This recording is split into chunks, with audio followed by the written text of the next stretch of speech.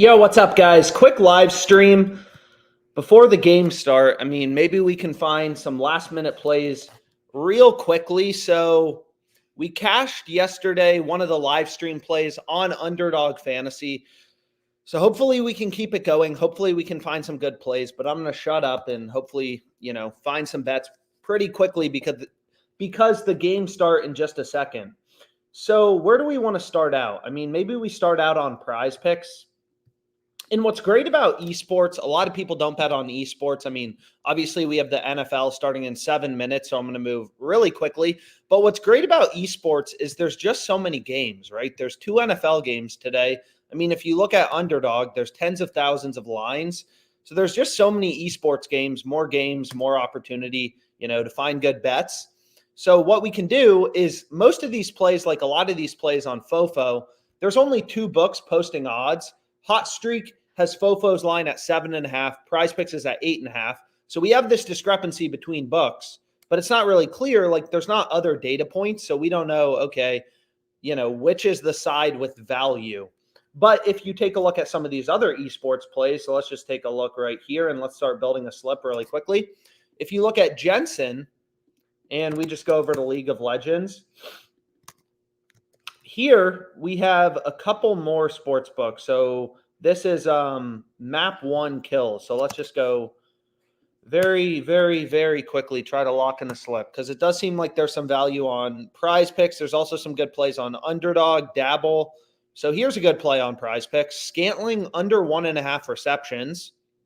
So we'll load up this as well because the game starts, well, now they bumped it to 11 minutes, so we have a little more time. But anyways, let's just kind of try to lock something in quickly before they bump the lines. So you can see right here, again, you don't have as many data points as like the NFL, not as many sports books post, esports lines, unsurprisingly, compared to the NFL. But if you look at Jensen, PrizePicks has his line at 3, right? These other books have his line at 2.5. So even if you only use PrizePicks, I mean, these are data points, right? All these books have sophisticated models. They're taking bets, moving around their lines based on where the action's coming in. They're all data points telling us, hey, PrizePicks has Jensen's line too high at 3. The value's on the under. So that's a good pick to go with. And again, we just want to find 5. So the next play we have is Scantling under 1.5 receptions. So you can see this play right here. All the books, right? We have tons of sports books posting odds on, the NFL. They all have Scantling heavily favored to go under. So you bet online, Caesars, Bovada, FanDuel, Pinnacle, all these sports books have his under favored. So all these books are telling us, everything is baked into the market, into the odds that sports books are putting out. Lineups, injuries, weather, what did the coach say? It's all priced into the market. These books are constantly moving around lines. You can pull up a line movement chart to kind of see that. But they all have, so it looks like Bovada is just kind of bouncing, between minus 125 and minus 130. But regardless, all the books have his under heavily favored. On PrizePicks, we get the same payout if we take his over or his under. So we know the good play, right? The play with value is the under. And we have some videos that kind of break down the math behind PrizePicks. And basically what you'll see is on PrizePicks, if you can win your over-unders, just like Scantling over under 1.5 receptions, above 54% of the time, you're going to be profitable, which isn't easy to do, right? Like you got to be able to win your picks, let's say 55% of the time, only losing 45% of your picks to turn a profit on PrizePicks when you kind of go through the math. So why is this play on Scantling good on PrizePicks? Well, all the books have his under heavily favored. Pinnacle, FanDuel, DraftKings. We have all these different data points. Bet Online, which is a pretty sharp book. They all have his under heavily favored. That's the play we want to be on. But anyways, let's go back here and let's refresh this and let's just kind of see what's available. So another play we have is Odell Beckham plus Travis Kelce combo touchdown.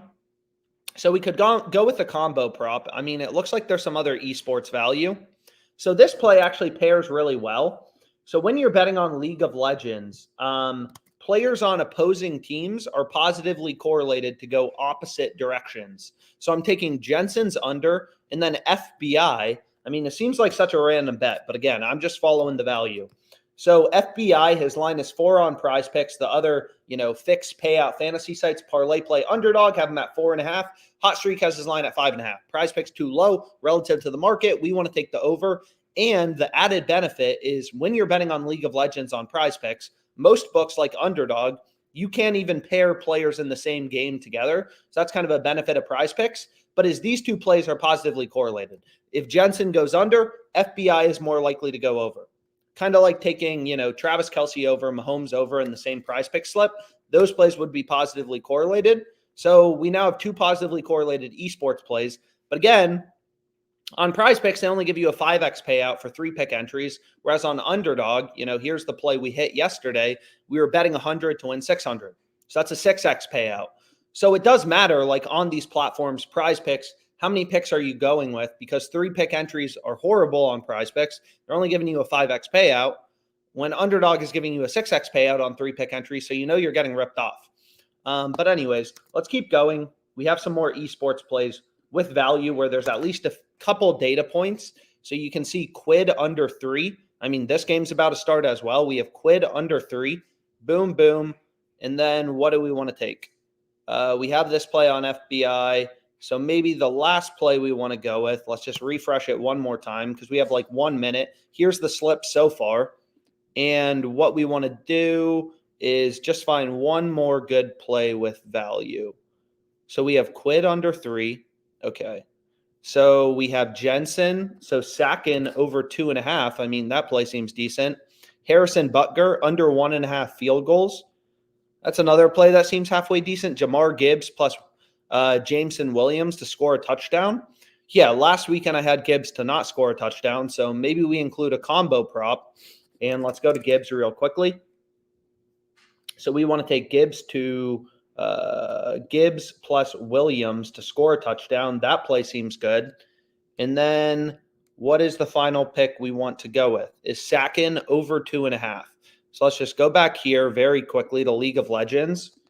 And there's no negative correlation here, right?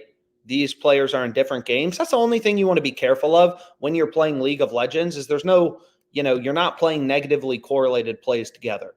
So let's see if they take this bet. It's taking a sec to load. And boom, we locked it in. Here we go. We have a 6-pick flex play. 2 positively correlated esports plays, Jensen and FBI. And we have some other good picks. But anyways. So another play, I mean, I say it all the time, but all these books have different lines from one another.